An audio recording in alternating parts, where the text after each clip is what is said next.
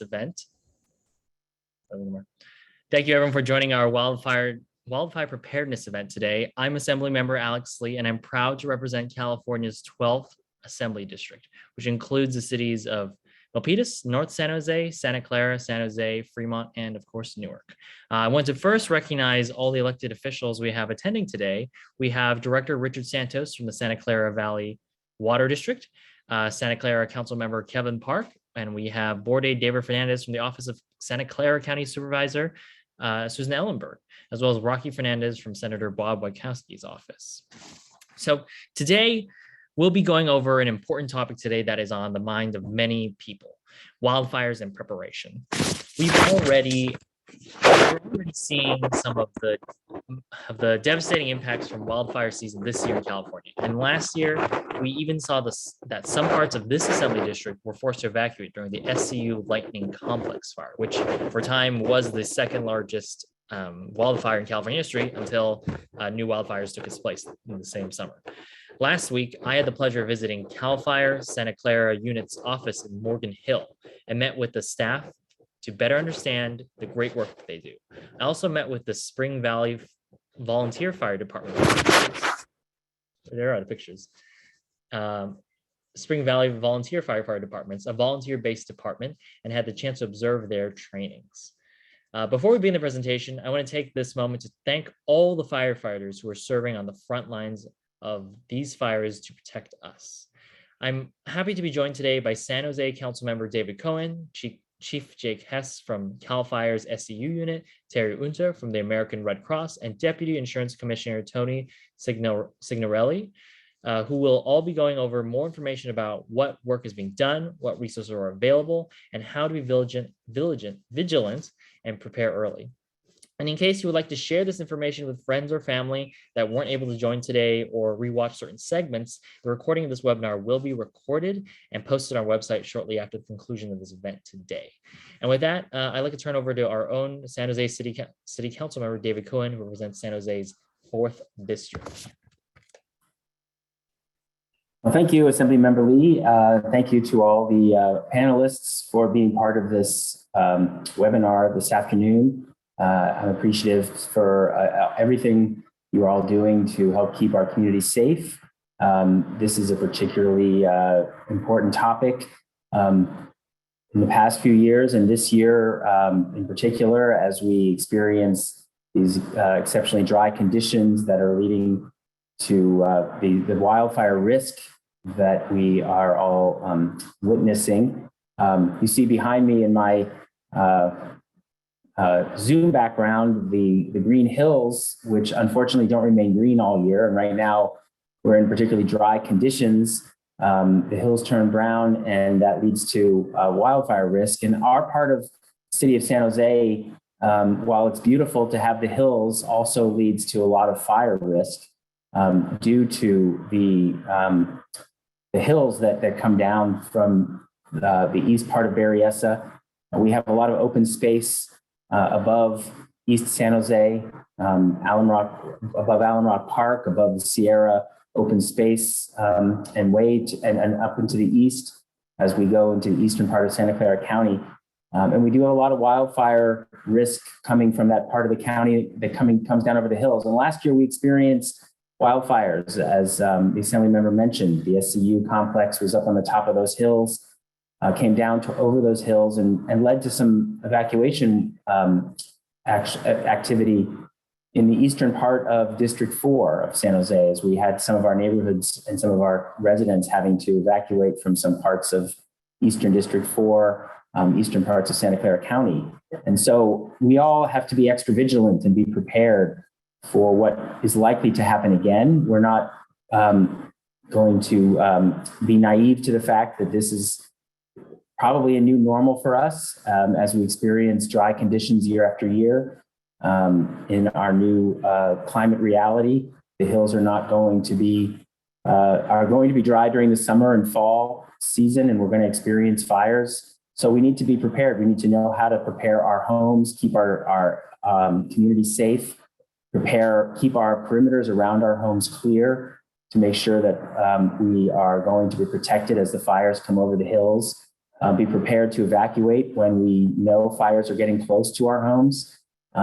This is an important service that the Assembly member has helped us put together today to provide these kinds of resources to teach our community about what we can do to be safe and be prepared. So make sure you are ready and that you take this seriously. We had a workshop in our district a couple of months ago with San Jose Fire Department to help our residents understand ways to be prepared. And we'll continue to have these kinds of workshops. Make sure that you know how to keep your home safe and secure, to make sure you're prepared, to make sure you have the resources such as mobile apps on your phone to keep to be aware when fires are coming, and to know how to prepare your to-go bags so that when there are fires coming, you're ready to evacuate and bring everything you need in case you have to leave your homes for a few days. So I look forward to participating for the rest of the hour ahead and hearing what our panelists have to say, and thank you all for attending. Thank you so much, Councilmember Cohen. I forgot to mention at the top of the presentation, but we will be doing a live Q&A at the end of this. So if you do have any questions, feel free to either comment on Facebook if you're watching there, or in the Q&A function on Zoom, or in the chat, wherever is useful for you. And we'll be getting to questions at the very end of it. Well, next, I want to bring up our CAL FIRE's SCU unit, Chief Jake Hest, and we'll do a presentation about what we're doing to mitigate this fire season.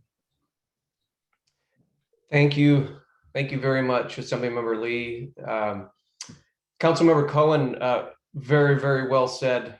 It was a nice segue into my presentation today. I think you were a fire chief in your former career. So well said. And I appreciate everybody making the time on this Monday for this very important topic for us to talk about. So we will go to the front of my slide deck there. And you can go to the next slide. So, and I heard it earlier, I believe Councilmember Cohen mentioned the new norm. So you're going to hear me say that a couple of times, and then you're going to get to kind of hear a theme from me as we get through this. But before I start, I'll just do a quick introduction. I also have Assistant Chief Nick Ciardella, who's my operations chief, oversees operations and administration for CAL FIRE in Santa Clara County. As most of you know, as the unit chief for CAL FIRE for the Santa Clara unit, I oversee operations and administration of 5 counties within CAL FIRE operations administration. That's Alameda, Contra Costa, the western portions of Stanislaus, San Joaquin, as well as Santa Clara County. So we have resources in all 5 counties. They mentioned the SCU Lightning Complex last year. I was the agency administrator that brought in CAL FIRE Team 6, who essentially worked for me to mitigate that incident. And I'm sure there'll be some questions associated with that. And Assemblymember Lee was correct. That was the 2nd largest fire in the history of California until of course, the August complex, which became the first 1 million acre fire, if you can't even believe I'm saying that, in California. So really look forward to the questions and answers as we get through this. So I have a handful of slides. Everybody kind of wants to talk, how do we get here? So really, what's really interesting is CAL FIRE has foresters, environmental scientists, and we have found that the 6 to 8 year drought that California suffered a number of years ago, essentially, we being the vegetation in the landscape in California essentially never recovered. So we had some banner year of rain peppered in that drought that we had in the early mid 2000s, but the fuel and the dry decadent vegetation as we record it literally has not recovered. And so it's a receptive decadent fuel bed essentially from Siskiyou to San Diego. So how did we get here? Drought-stricken fuels, significant wind-driven events, and of course, lots of fire suppression over the last 100 years. There really was no appetite with society for control burns, vegetation management burns. So as you know, That's really where we've been focused on in the spring and summer, fall, winter. We have been focused on fuel reduction, and we'll talk about that and how we're implementing that. And of course, climate change. So you can go to the next slide, please. This is just a snapshot of, as you can imagine, every fire season going back probably half a dozen years, they all essentially, in one way or another, have outpaced each other.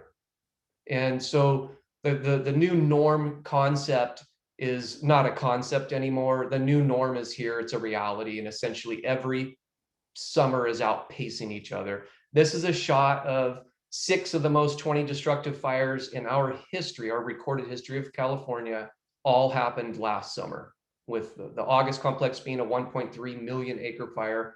As you can see in there, our local fire, which SU complex, which was 396,000 acres. And then the list kind of goes on here. So if you look at this year to date, we have already outpaced 2020 from January 1 of 2020 through today, July, through January of 2021 through today. We've already outpaced our acreage and numbers of fires significantly in California. We're already on track, unfortunately, for record-breaking numbers. Next slide, please. We talked about the new normal. You may have heard the term, and I use it quite often, mega fires. We are now in the era of mega fires, and we'll talk about how living in a mega fire era, the end user being the public, really at the end of the day, what does that mean for you? And we'll get into that. But climate change, essentially, it's escalating the pace and scale of these. A significant operational need has developed to require our strategy and coordinated approach to these. In other words, we can't do it alone. We actually need the public to help us do their part, and I'll get into that. We're creating defensible space, maintaining your defensible space around your homes, what that does for you and for the firefighters and law enforcement officers. The new approach incorporating prevention, fuel reduction, prescribed fire, emergency planning. This is really what we've been spending the majority of our energy has been going into, prescribed fire, into prevention, fuel reduction. Myself as a unit chief overseeing 5 counties, I have a unit leadership team, unit operations team, resource management folks. And as you can imagine, the inquiries from different public and private agencies, non-governmental agencies, has been overwhelming. It's a good thing because everybody is really interested on how can we reduce fuel? Are there CEQA exemptions in the environmental impact reports? How can we do this? So we've really been focused of course, in the peak of fire season, we lose certain resources as we're out fighting the fire. But when we're not in that peak fire season, we spend a majority of our time engaged with community wildfire protection plans, fire plans, and wildfire forest resilience. It's really what we're focused on, and it's worth sharing with the public and the elected officials alike. This is not something that we are going to engineer our way out of in this year or next year or the next 5 years. This is a long-term approach that we're having to take this long kind of marathon view. We need to be looking 10, 15, 20, 50 plus years down the road. And to put things, to share with you some sense of reality, the bug kill and the forest die-off, which is, in the central and southern Sierra, which is the tree mortality, that tree mortality, which is hundreds of millions of dead trees, really is from beetle bark infestation, but really it was drought weakened trees that were unable to protect themselves. So when now you have an opportunistic infestation, and these trees are unable to really ooze out and utilize their own internal resources as they've been weakened. What's troubling is we're seeing this in British Columbia.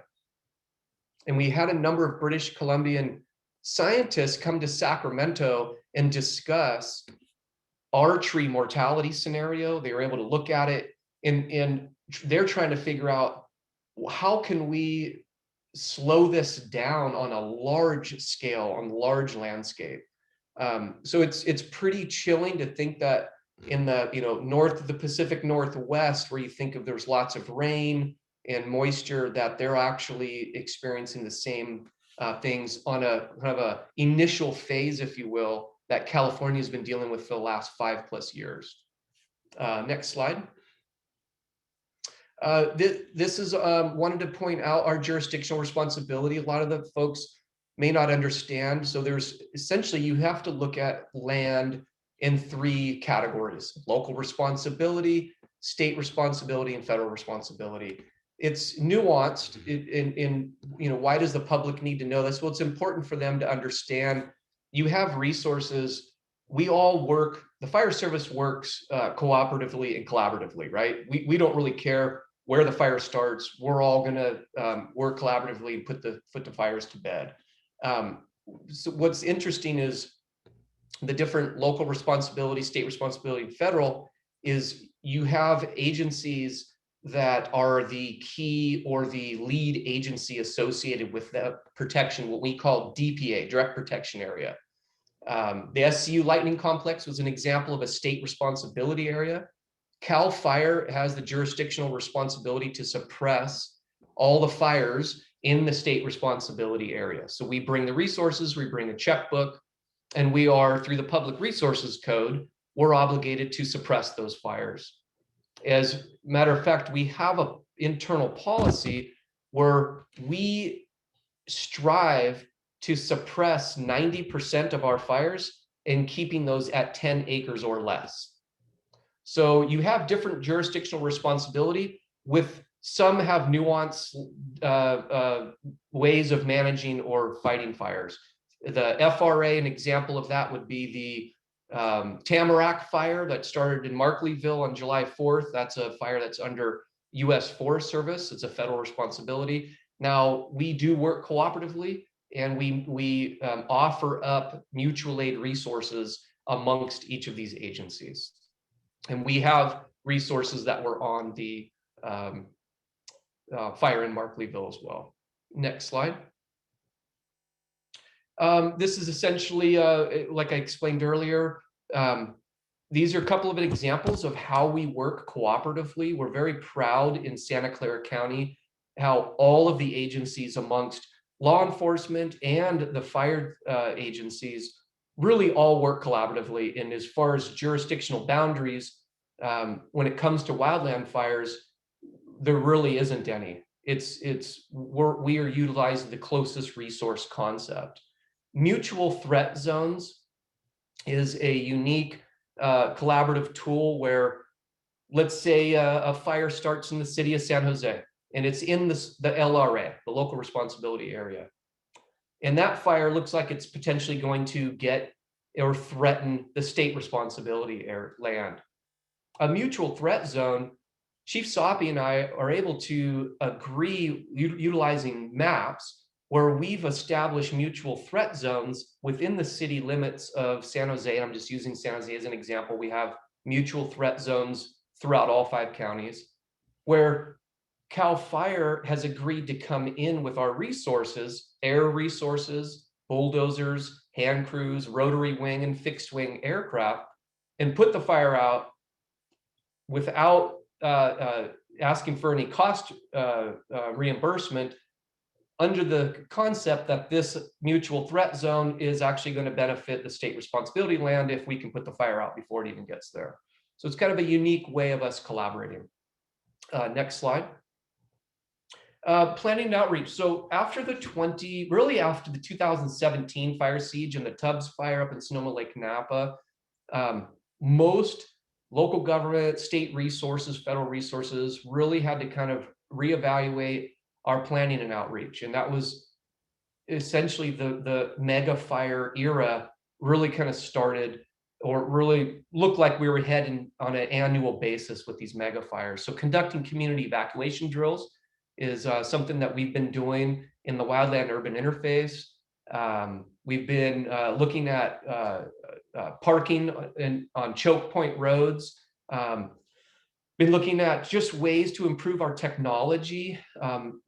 The Alameda, Contra Costa, and Santa Clara, Santa Cruz County, and San Mateo County have all the fire chiefs associations have gotten together, and we realized that evacuations are really kind of an Achilles heel of an ongoing, rapidly expanding fire, because the citizens want to know when they need to go, where they need to go. It's really kind of the Achilles heel. So all of those counties got together, and we utilized federal grants in some cases, and we were able to purchase an evacuation tool called Zone Haven is the company, where we have a regional approach now to where we can have public facing sites where people can understand what zones they're in. They can understand which direction the fire is going. There's fire propagation associated with it. What's this fire going to do 3 hours from now, 5 hours from now, 12 hours from now? And then how can we message the public utilizing this new technology? So there's, as you can imagine, there's a lot of technology that has emerged in the mega fire era. Cal Fire has leveraged a company in a system called Techno Silva, Wildfire Analyst. This is also a fire propagation site, which gives us really real-time data of propagating and looking at where fires are headed, utilizing topography, weather, fuel, things like that. So the last piece that's worth chatting about is the state legislatures have been very busy with how can they help? What are some things from a state level need to have improvement on? And the emergency fire safe regulations were birthed from these mega fires. And of course, now those fire safe regulations have come to the counties, and now we're working through those with the planning department on what does how do these new fire safe regulations, how do they apply to someone living in the wildland urban interface? If they want to build a home, if they want to improve a home, these are all things that we are collectively kind of walking our way through, because we're kind of building this ship as it is in the water already. Next slide. This is just more planning and outreach for folks. Santa Clara County, we always really encourage people to have their cell phones registered with 911. Go to Alert SCC and please get your cell phones registered. The Ready, Set, Go program, I'll have a couple of websites over the next couple slides for the public to look at. The Ember Aware structure hardening, defensible space. This is a photo here of kind of a home ignition zone, and you can see that there's the 200 feet, the 100 feet, the 30 feet, all the way up to the structure itself. And we'll have a couple of websites we can share so for the public to get in the details on, and it's worth me spending a minute. You've probably heard it before. We provide the offense. Please, the public, please provide the defense. And the defense is the defensible space around your home. It's really important. Those public resource codes are law. So this is not something we've been, was birthed from these mega fires. This has been in law for a very long time. Public Resource Code 4291. Keeping the fire up out of the canopy and hardening and protecting that structure not only protects the firefighters, but more importantly, it protects the civilians as they are evacuating down out of the wildland urban interface. It's literally buying them time on getting out in a safe manner. Next slide, please.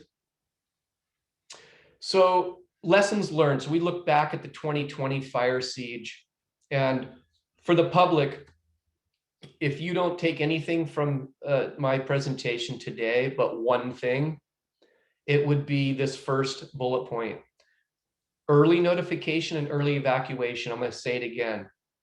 We will be evacuating people earlier and we will be evacuating them more often.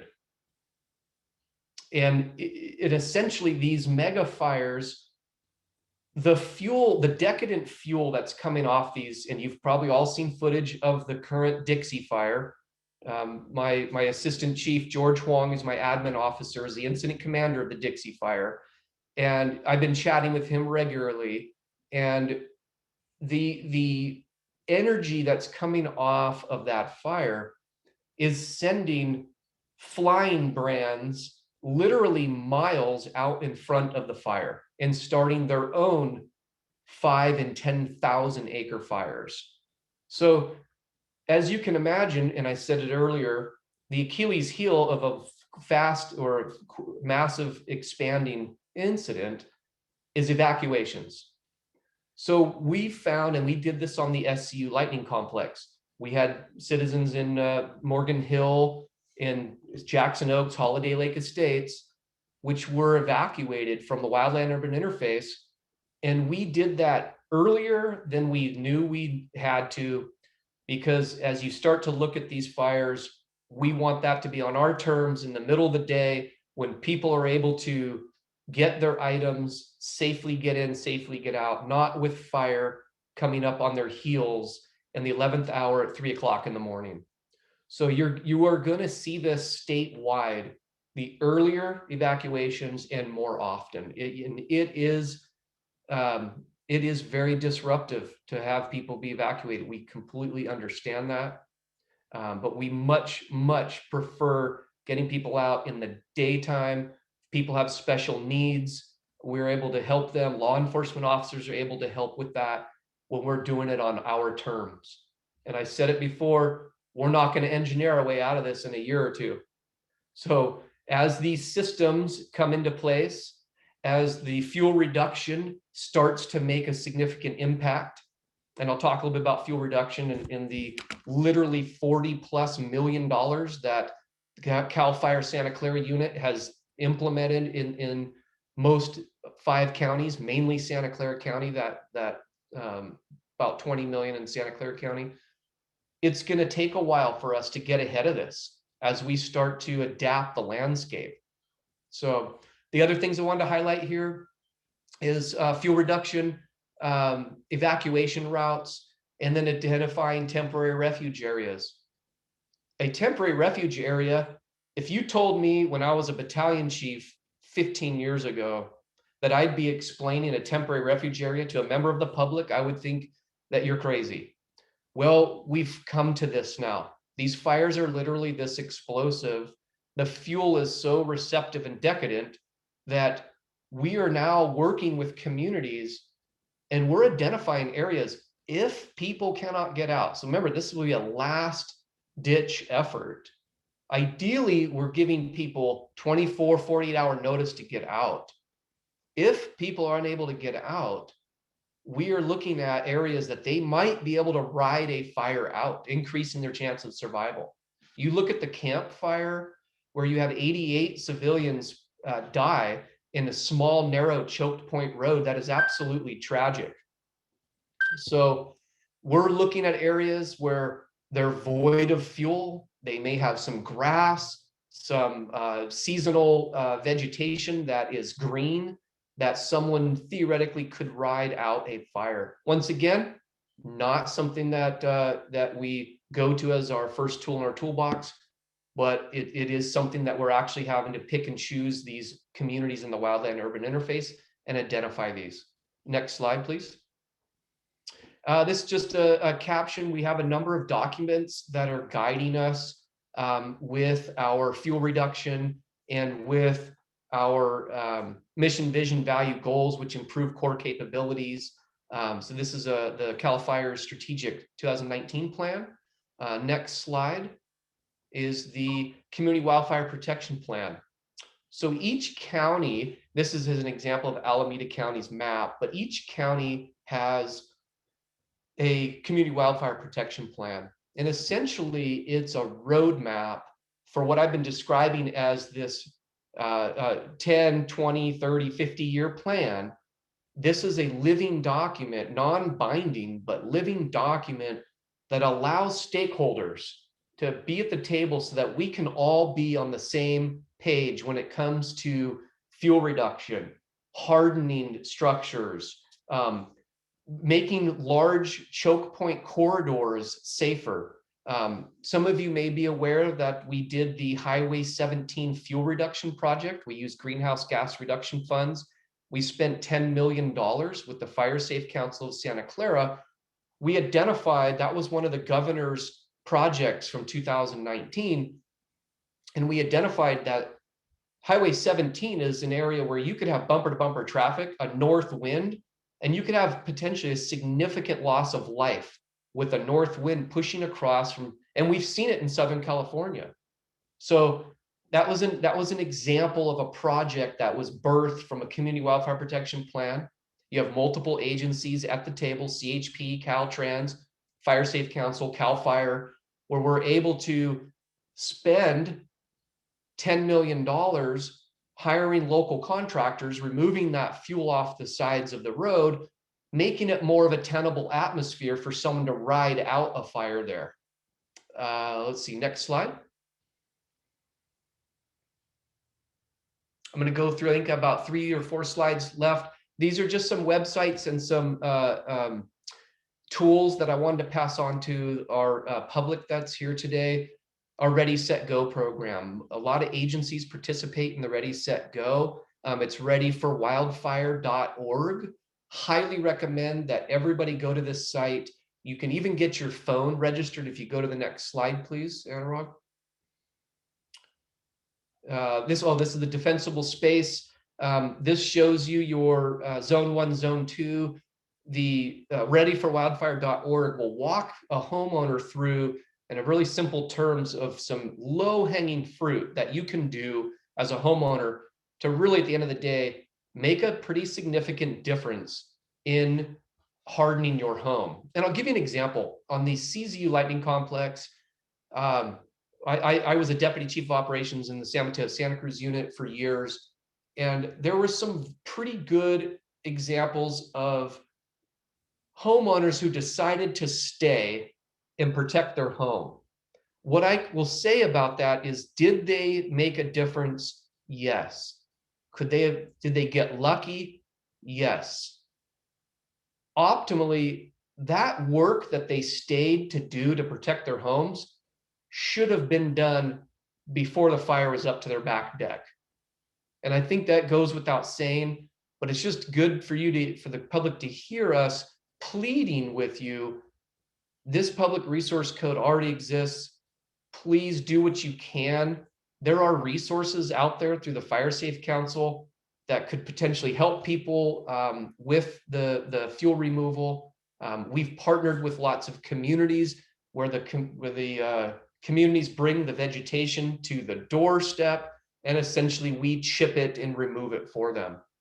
So it's just a very important piece that this work should be done before the fire gets there. Next slide, please. This is part of the readyforwildfire.org checklist. It's just a great website. It gives you a checklist for your action plan, prepare for evacuations for your animals, home hardening stuff, defensible space. Please take a moment and go through it. And if you go to the next slide, I think it even has the section on getting your phone registered, signing up for text message alerts. So you can actually get your phone set up to where you would receive a text message from CAL FIRE indicating where the fire is and getting updates on the status of the fire. This does not replace a SCC alert 911 message. It would be in addition to that, so that you can have a little bit more tip of the spear information while a fast moving vegetation fire is emerging. That would be if you're on the road somewhere and you want to get information. This would point you into some really valuable information that is put out there by CAL FIRE. And I think I may have one more slide. I think that's it.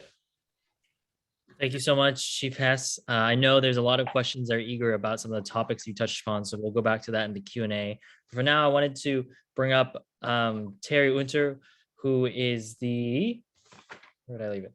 Who is the board chair of the American Red Cross in Silicon Valley chapter. So, and Terry has a 5-minute presentation for us too to talk about some of their efforts. Thank you, Assemblymember Lee, and thank you, Chief Hess, for that really scary presentation.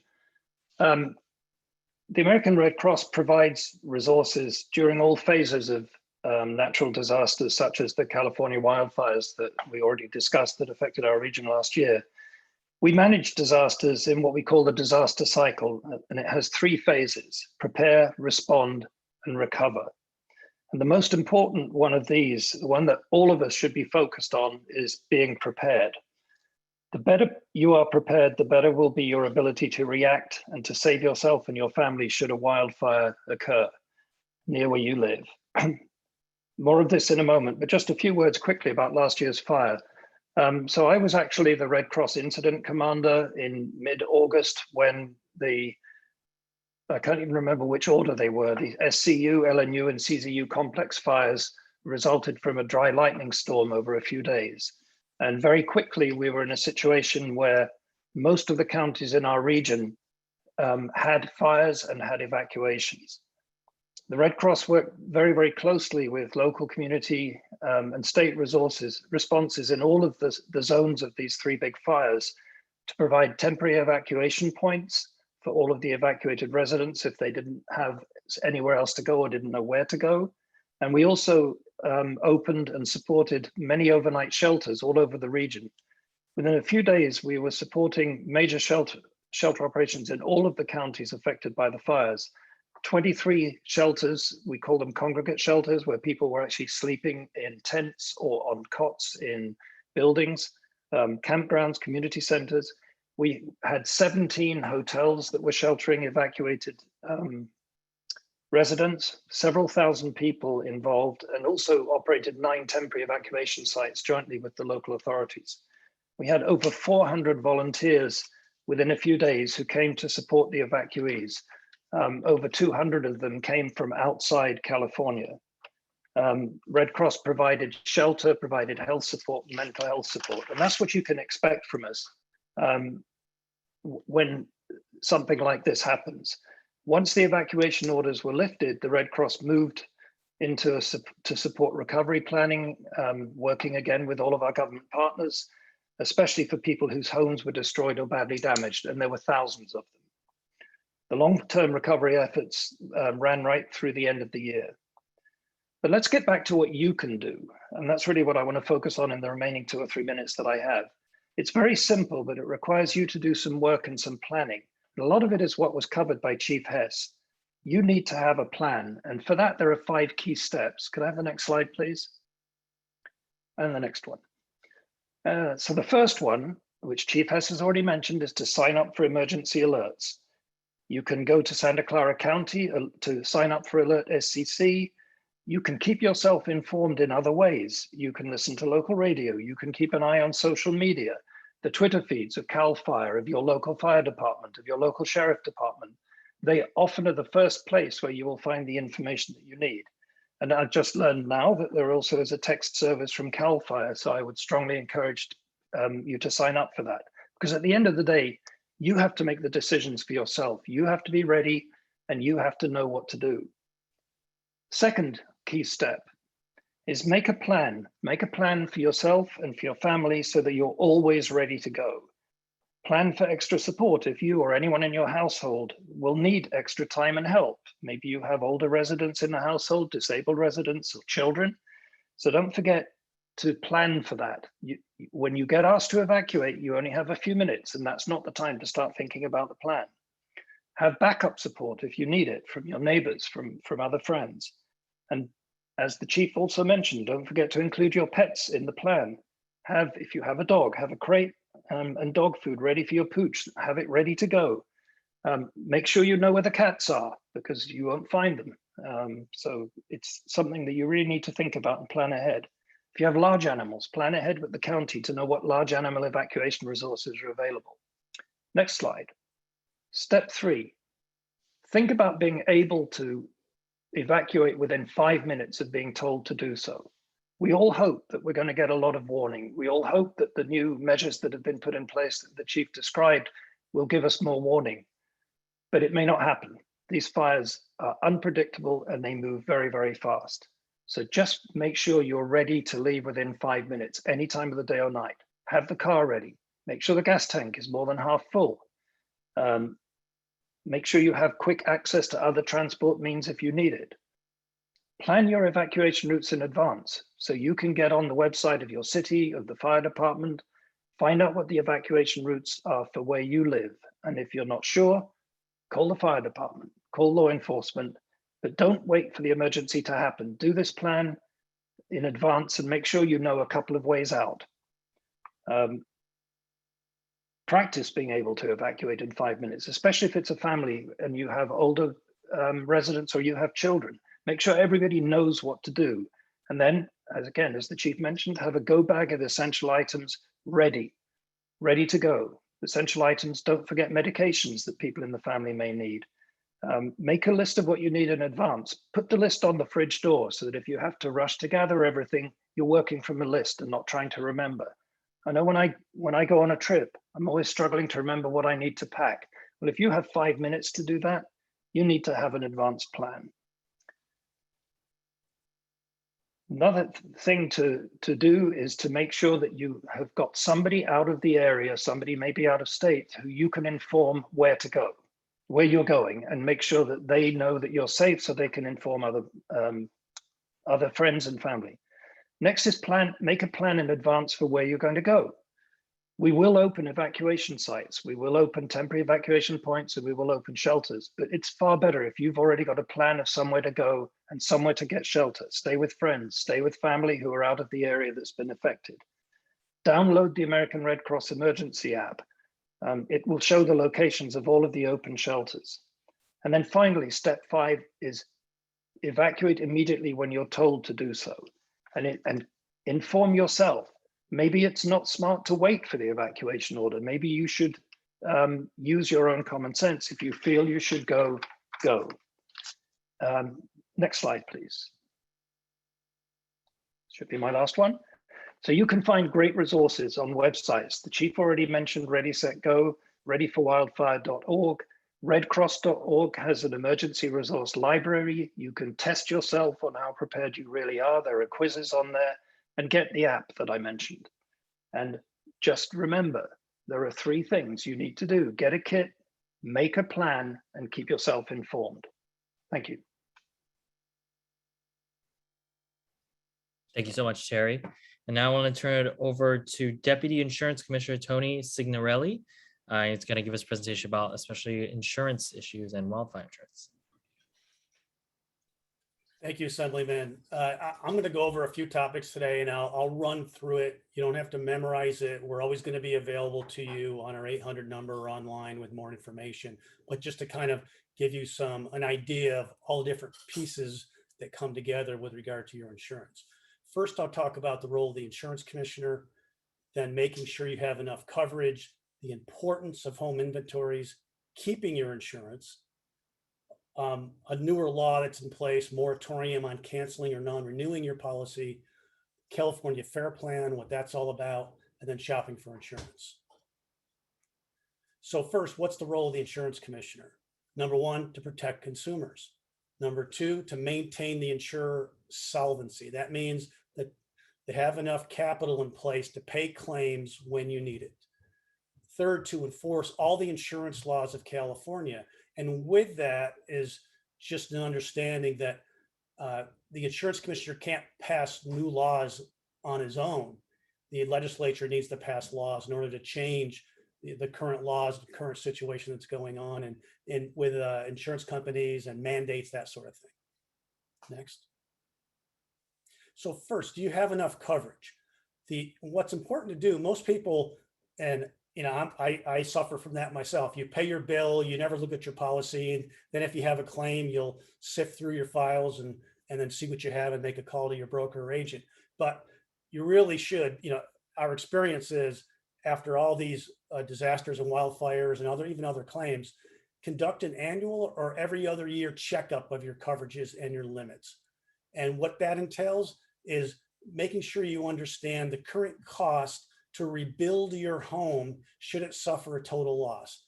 We've seen inflation over the last year or so where construction costs have gone up. So that would increase your coverage needs possibly with your insurance policy. So those are conversations you'll want to have with your broker. Also understand that the cost to rebuild your home is different than the market value of your home. If you paid $600,000 for your home, that may be different. That includes the land. That may be different than what it may cost for a contractor to come in and rebuild that home if it's completely lost in a wildfire. So keep that in mind. It's not just what you paid for it. Don't just get enough coverage for what your loan is or what you paid for it. Secondly, in addition, your dwelling coverage limit doesn't cover the value of your land. So if you suffer a total loss, the land value is not covered under your policy. Keep that in mind. Also, make sure that if you do get a contractor's bid to understand your rebuild costs, it should be based on your local market area. Throughout California, there's a big variation in rebuild costs based on labor and supplies and materials, that sort of thing. So keep that in mind. Some of the major features that will go into that accounting of your rebuild will be your square footage, your type of foundation, the number of stories you have, the type of roof and other materials you have, your flooring, your windows, cabinetry, lighting, and plumbing. Next. And then every year, make sure that this is adjusted by inflation. So typically your insurance company will automatically do that, but we've seen where some companies have either changed their computer program or other process that they do it, and it may stay stagnant for a number of years, and you're not getting the benefit of that increased coverage based on inflation. Then after a loss, you realize that you don't have enough coverage. Also remember, if you've remodeled your home, added an additional bedroom or a bathroom or a pool, make sure you let your broker or agent know so that they can increase the coverages available to you based on that new cost to rebuild because you've increased the square footage or the quality of your home. After you go through this process, you know, do I need to purchase higher limits? Typically, purchasing higher limits isn't super expensive, but it will be an increase in cost. So you'll have to keep that in mind and weigh the pros and cons of that.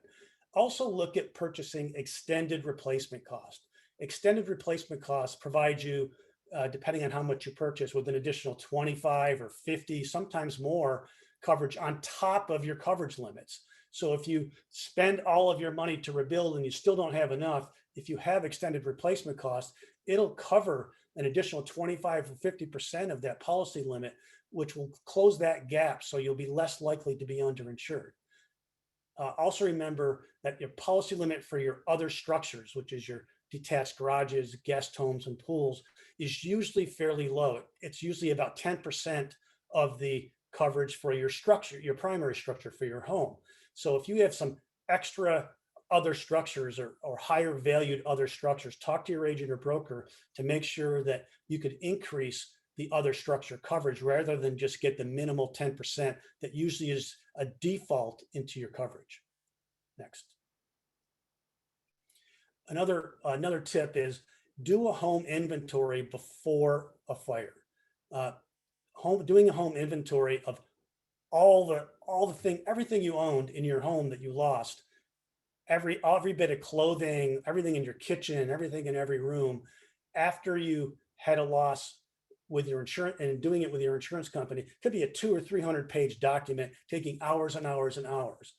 So we recommend before you have a claim, conduct a home inventory of your personal property. Now that doesn't mean having to do that 200 page inventory of your home.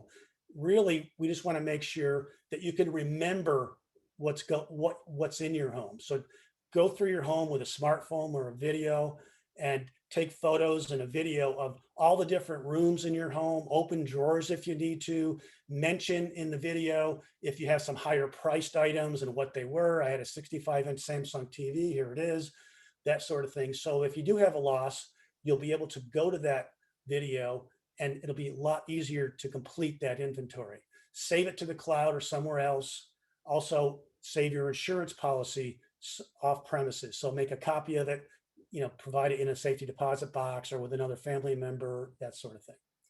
Additional thing to remember is special items like jewelry, coin collections, artwork, antiques may not be covered for their true value unless you purchase an additional coverage and have these items appraised. So if you do have those unique items, talk to your agent or broker about getting them appraised and possibly getting additional coverage for those items. Next. Keeping your coverage. We all know that in this environment, keeping your coverage is really important. We're seeing people lose their coverage through non-renewals throughout the state. It's definitely a serious problem. So what's the law? The law is that there is no law in place that prohibits an insurance company from renewing your insurance policy for basically any risk-related reason. So it's really up to them, to that insurance company, as to what kind of risk it's willing to insure. And if it decides to change its mind as to what it will insure, that could result in a non-renewal. Also remember that your claims history can cause a non-renewal. So if you have 3 or 4 water claims over the last 3 or 4 years, your next renewal, your insurance company might take that into account. So just keep that in mind. Other things that you can control to keep your coverage: the condition of your property, condition of your roof, your plumbing, and other fixtures and systems in your home. Brush on your property. This was talked about earlier, but that's going to be important for the insurance company to look at if they inspect your home. Do you have brush around your property? Do you have leaves in your gutters or on your pine needles on your roof? That sort of thing. Also, flammable items stored on your property. Make sure they're stored properly or removed. Things you can't control: the location of your home. Are you on a slope? Are you near brush or a forest? Your neighbor's property. That's become a very important issue, especially if it's public land that you live next to, and that's not cleared, even though your land is cleared. And then the big one here is your wildfire risk score. Most people don't know this, but over the last 5 or 10 years, insurance companies have moved to what's called a wildfire risk score. And that's a satellite image of the area around your home and your community. And if the satellite image picks up fuel and slope and other things it doesn't like on an algorithm, then you may have a higher risk score, and that may mean you either can't get insurance or you might get non-renewed. So that's another thing that you can't control. And I'll get to that in a minute as to what some of the issues are with wildfire risk score. Next. A new law passed a couple of years ago that protected homeowners after a wildfire. So if you live near a wildfire and after CAL FIRE comes in and Office of Emergency Service comes in and determines what the fire perimeter is, and then we look at the adjacent zip codes around that perimeter, the Department of Insurance will then issue a bulletin telling insurance companies they cannot cancel or non-renew any homeowner's policy in those zip codes for 1 year. Now that's a temporary measure, but it is some protection. And for example, in 2020, the SU Lightning Complex and the Coyote fires resulted in a moratorium of about 167 policies in Southern Alameda County and Santa Clara County from being canceled and non-renewed for a year. And so that's still in place. It's still in place for another month or so. Next. Keeping your coverage. We can all agree that these non-renewals seem fair. There's no consideration for how long you've been with the company, what your claims history is, even if you have no claims. There's no change in your property risk. You could even have spent thousands of dollars in defensible space and mitigation and hardening your home, and it may make no difference to your insurance company. The reason for that is that there are really no clear statewide standards for fire-resistant structure or a mitigated property that then results in your insurance company guaranteeing you coverage. You can do all these things, but there's no law or standard in place where the insurance company says, okay, you do all these things, we're going to guarantee you're going to renew your policy, or we're going to cover you. So that's something that needs to happen. That's something that the governor's partnership with through his agencies and CAL FIRE and other agencies, as well as the insurance commissioner's office, is looking at right now through a task force. Also, homeowners and businesses don't know their wildfire risk scores to be able to mitigate that score. And we think that's a problem. You don't even know what your score is, and you're just told, we're not going to renew you because you have too high of a wildfire risk score. And we believe that's a problem. Next. the California Fair Plan is the insurance company of last resort. So if you're turned down for insurance anywhere in the state, and in most cases these days it's for fire risk, then you're allowed to go to the Fair Plan. Now, keep in mind, if you go to the Fair Plan, it's a less coverage than what you had for a homeowner's policy. It's not going to insure you for liability, theft damage, water damage, and some of the other perils that a typical homeowner's policy covers. So you're going to need to purchase a companion policy called a difference in condition policy, or DIC, to get that full coverage. So if you do end up with the Fair Plan, make sure you speak to your agent or broker about also getting a quote for a difference in condition policy to make sure you have that full coverage. The Fair Plan coverage also is limited to $3 million combined. That includes your structure, your other structure, your contents, and your additional living expenses. So that's a limit that you'll have to keep in mind as you're looking for coverage. It was only 1.5 million, but last year Commissioner Lara directed the Fair Plan to increase it to $3 million. And so that's where it is right now. So that is at least a little bit more helpful to homeowners. Next slide.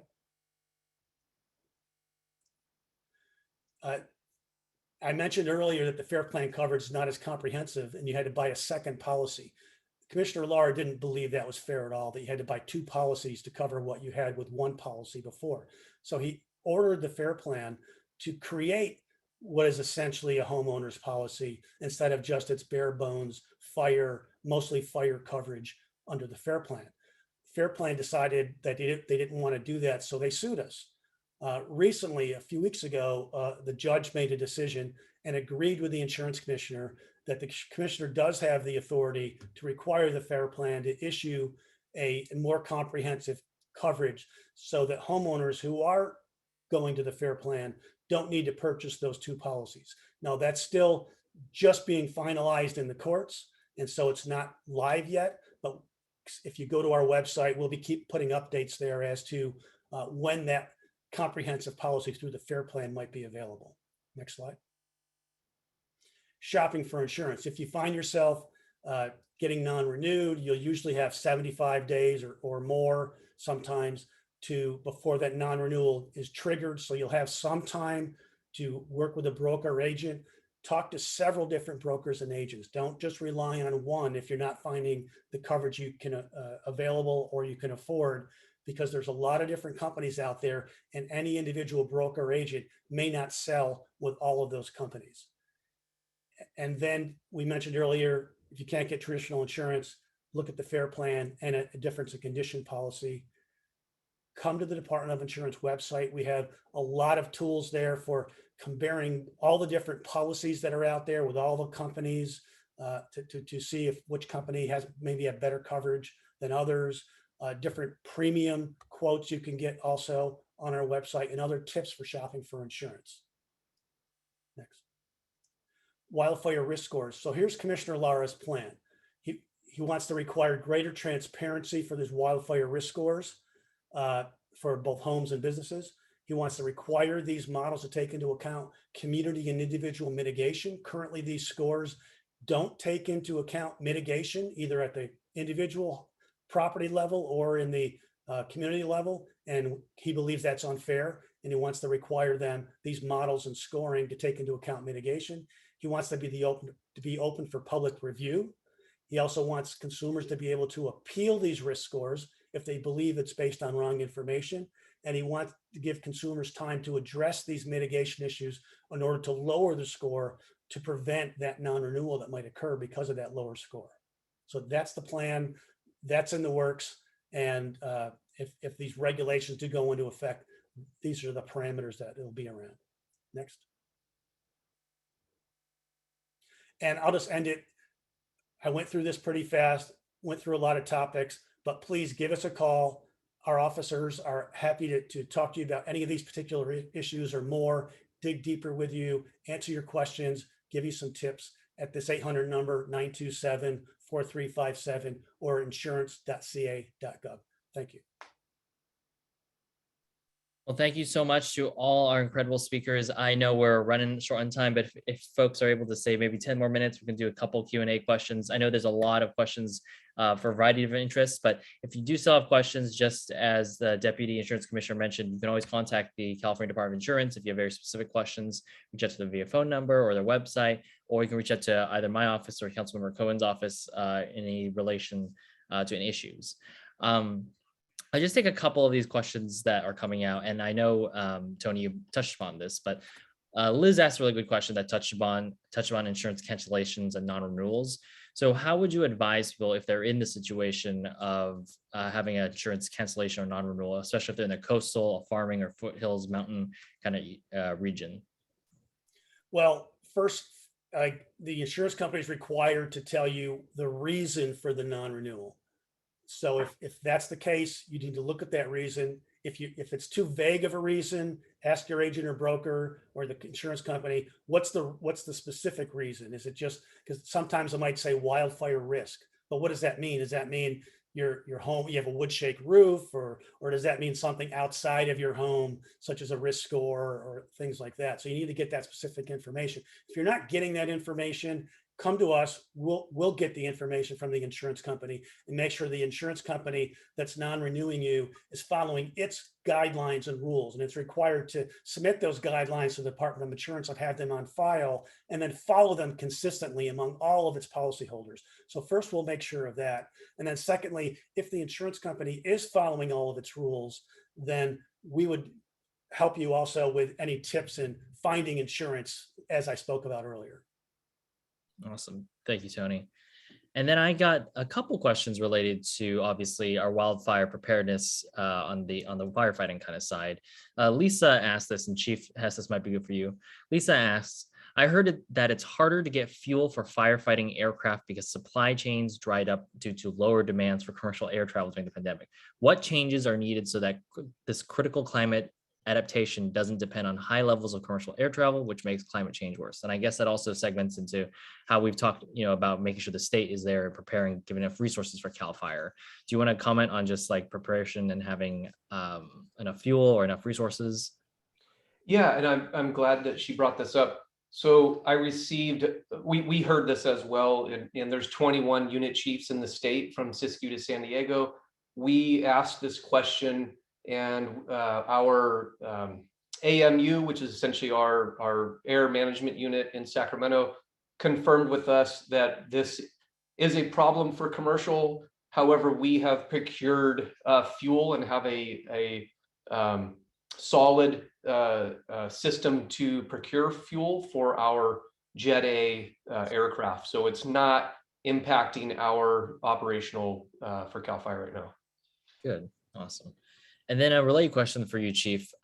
Jocelyn from Fremont asks, is there a map or a list of where safe cities or shelters are? If we're told to evacuate, we need to know where to go. And I know you touched upon this a little bit in your presentation. Yeah, so we don't, the fire agencies don't carry lists of that. That's an Office of Emergency Management or Services, like an OES.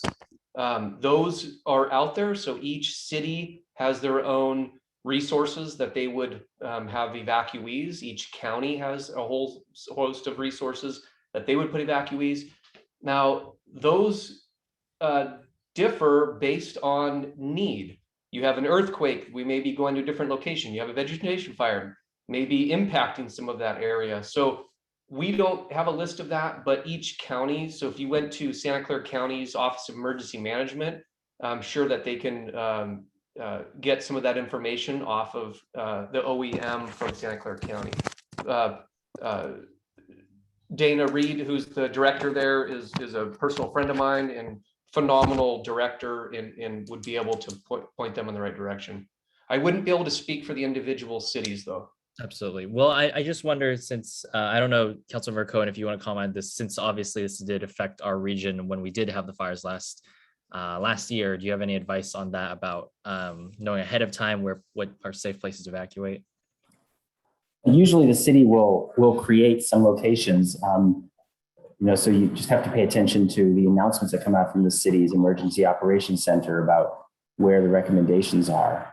about what locations in the city will create some of its community centers and other locations that they recommend. If you don't have other places to go in terms of family or places outside the city. So I would recommend, signing up for the alerts that come from the city that would then tell you where the safe locations are within the city's boundaries. But I think it was recommended by somebody earlier to find family or others that that are outside the area that might be places where you can pre-arrange to go if you have to leave the area where you live, so that you have a place to go if you have to evacuate. Thanks, David. And then I got this question from Chris, and this might be a good answer for either the CAL FIRE folks or for Terry for the Red Cross, or any of our speakers really, is how can a citizen in Santa Clara, or I guess just in the area, help? What resources are available? So what can everyday folks do to help out in these efforts? I can jump in first, but when I'll wear my CAL FIRE hat, because I wear multiple hats. And you probably heard it from me before, and I sound like a broken record. How can you help? One, ensure that your property is maintained and has that forest health kind of cleanliness. The other piece is I would be remiss if I didn't recognize we're in challenging times right now, right? There's so many between the pandemic and these fires, and we've been encouraging people to reach out to friends, reach out to family, and ensure that other people are taken care of. Because when these mega fires kick off, as you saw, there aren't enough firefighters or police officers to be taking care of every single civilian, right? So we need to make sure that those folks, like this individual is asking how to help, that person can preemptively be working with their neighbors, their family, their friends, go door to door, make sure everybody has each other's phone number. And we encourage you to be band together as in your neighborhoods and form alliances. And you have water, we have food. Do I have your phone number? These are low-hanging fruit that you can be doing weekly, monthly, before the fire, before the emergency kicks off. Because if it's not a fire, it could be an earthquake. It's not an earthquake, it could be a flood. So that's where kind of we stand as the kind of Fire Chief Association. I think that's great advice, Chief. And from a Red Cross point of view, of course, a large number of people in the population won't be affected by the fire. So volunteer with one of the organizations that's providing relief for people who are evacuated. You can go to redcross.org and volunteer with us, because once we open shelters for people at temporary evacuation points or shelters, we need a lot of help to run those shelters and to look after the people who've been evacuated. Absolutely. Thank you all. And I think we'll have time for just one more question. And I think this question comes from Andy. And I think this is quite relevant to a lot of the folks who live in Silicon Valley or the Bay Area, who typically think of themselves as very immune to wildfires, but of course that's changing reality. The question is, are urban areas beyond WUI, like the areas in cities that have been urban areas for 50 years or more, say a typical downtown or areas in central Los Angeles, San Francisco, also at risk from wildfires? Yeah. So I can tackle this one. Director Porter had a conference or a press conference in the Santa Clara unit in the East Bay a couple months ago. And he was quoted as saying, essentially, fire is going to be at your back door eventually.